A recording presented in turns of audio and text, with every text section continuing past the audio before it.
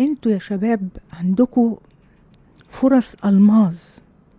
الفرص دي اللي هي التواصل مع بابا وماما وعمي وعمتي وجدي وجدتي وقرايبنا، مش بس اللي قاعد على القهوة. لو انت ابتديت تضيع الفرص، لو تضيع الفرص يبقى انت كده خلاص.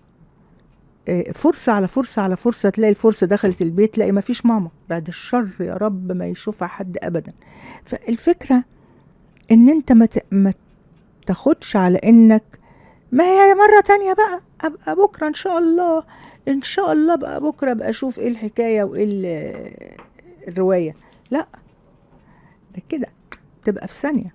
ده في بيوت الاولاد لما بتسمع خبطة كعب جزمته الخشبية دي، تك تك، مش القباب، الخشبية، تك تك تك على السلم، بابا كده، ياه، دي ملهاش مقابل. صحيح زمان كنا بنخاف، بس لو انتوا استطعمتوها دلوقتي، كل شيء في الحياة حتى لو كان تملك او حاجة تمسكها خشب حديد، ليها استطعام، ليها طعم. كل علاقة ليها طعم. اهلك لا تهلك.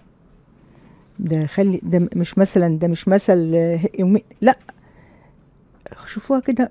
وبرضو الكلام زي الملوخية، بستطعمه.